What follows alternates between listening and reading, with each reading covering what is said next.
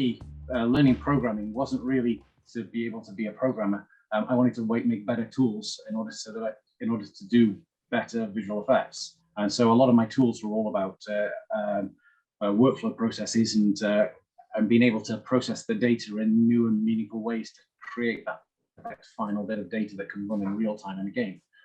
So a lot of that is all about, especially back then, not so much these days, but back then, visual effects in games had to be remarkably efficient in order to get any good number of them on screen at a time. So, so yeah, I got really into the art of creating as much expression with as fewer polygons as triangles, and now in this case, with regards to the generative art, you have few characters of code in order to type. So yeah, so it's really been going on all the way since then. But I've always been working for other companies, making either games and visual effects, or more recently helping with virtual reality medical training. I've always been working on all the major projects like that. And so this, for me now, is an opportunity for me to take the entire collective madness of learning that I've had over those times and to see what does that get on a new medium like what the Cardano NFTs offer.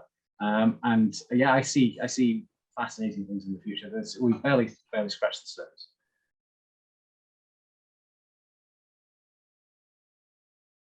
16 kilobytes is the limit for a transaction on Cardano. As a result, an NFT mint is limited to that 16K. Now, a lot of that 16K, or some of that 16K, like about 2K of it, is the actual metadata itself, the name fields and all that lot, and details to do with the transaction.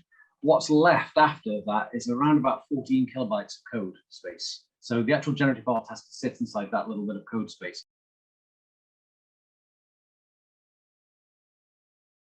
When the Eternal Chaos executes, bits of it unpack, and actually they unpack into text, and then it executes it as code.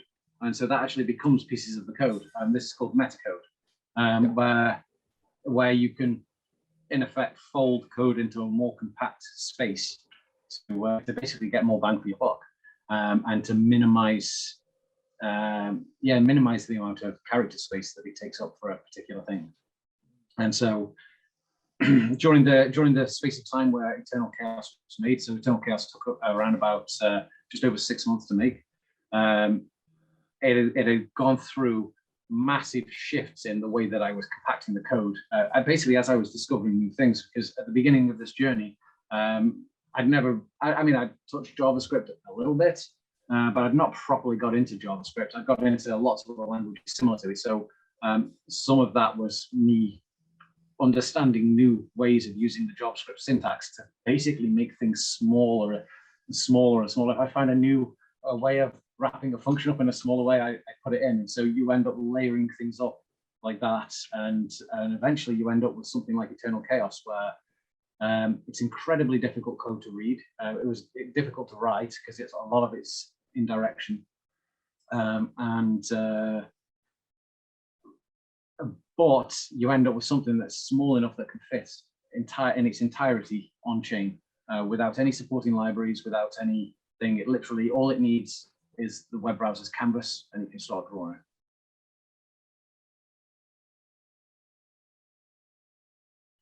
So one of our future semi-secret projects does involve music. So yes, you will see music, and I do have a big interest in visuals driven by sound. So the reason why it's not in Eternal Chaos is because Eternal Chaos runs as an on-chain piece, with the exception of its thumbnail, and there's nowhere to put the music if it's on-chain.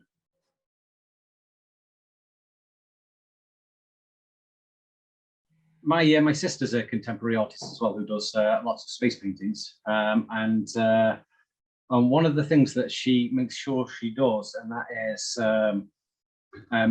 to basically get the all of the data and facts about the art piece in a really convenient to find place. She normally does it with the certificate, and often that certificate's pinned at the back of the painting, so that you can see, you know, the details about the art piece and have it separate from, and have it so that it's in a non-losable form. And so, I decided to emulate something like that so that it had the convenient aspects of the art piece available on the back, and also. A lot of the block explorers don't necessarily show the data in a particularly nice way. So this kind of gives a nice constant format for that data to be displayed, and then additional data can be actually in the rest of the token's metadata. One of the things I made a point of in that is embedding secrets everywhere. So there's secrets everywhere. You just have to be observant enough to notice them. And in some cases, understanding that there is a secret and decoding the secret can get you special art pieces that are one-of-ones. So in the case of Cadence, there is a 65th piece, the Cadence 0 piece, that there is only one of, that was won as a result of decoding the fifth cipher that was embedded in the Cadence pieces.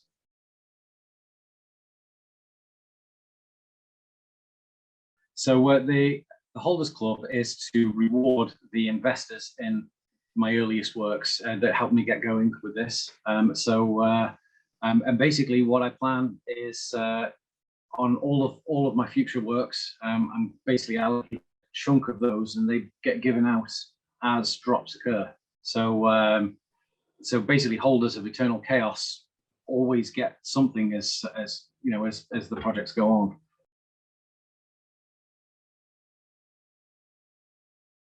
One of the goals of block generation is it's not just to allow me to create art, it's to open the way up for other generative artists, and to try and take some of the challenges that are not necessarily just the art code, because the art code contains quite a lot of challenges, but also the minting process and the creating collections process. All of it requires infrastructure and work. And so what one of the goals of long-term goals of block generation is to get to the point where we can bring other artists on board, and we can give them access to our canvas platform that in effect allows them to do on-chain as well, and on-chain using, you know, an advanced setup that's been developed over a period of time, to let other people to get straight into the arts, who've got the right, you know, technical capabilities.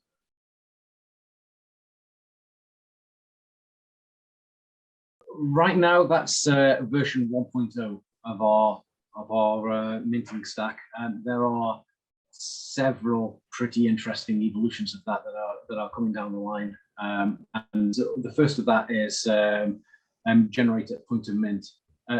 So what that means is there is no art piece up until the ADA arrives in the wallets, and the actual art piece to be fully generated at that point with all components, and minted at that moment.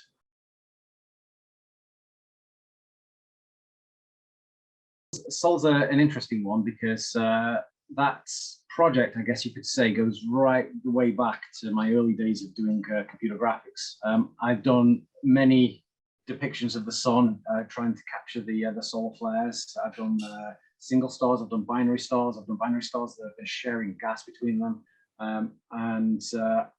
I've never quite, I've done all sorts of different ones, and I've done some that I considered beautiful. I've never quite captured the essence that I'm trying to capture. And I feel I could do it, and I feel now I can not just do it, but I feel I can actually do it as an on-chain piece, but it's going to take me a while to get there. So I've also done painted versions of this in my sister's art studio in Wollongong. So I've been into computer graphics my entire life. I've very rarely worked with any actual physical mediums, and it's actually a revelation just to find how nice a lot of these physical mediums are to work with. So I've been learning how to paint. I'm not very good at it yet. It's quite early days, but I'm having fun with it. And it's quite it's quite pleasant, it's quite enjoyable. Digital art, there's a lot of complexity. You're dealing with layers and layers and layers of information. You've got to learn whole loads of technical things. Whereas with physical mediums, it's more like you've got to develop a skill. You've got to develop a skill, you've got to understand the complexities of the material, but using very simple instruments. And so I actually find that wonderfully calming and relaxing. And yeah, I'm getting into it. I can see myself actually painting as a hobby for many years to come.